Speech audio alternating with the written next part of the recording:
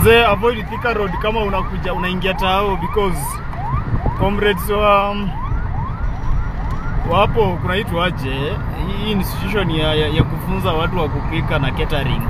I think they're striking because naambia one of them was murdered, alafu amekuwa anaozea ndani ya shule tu, and the administration is not saying anything, and so the students have decided to strike.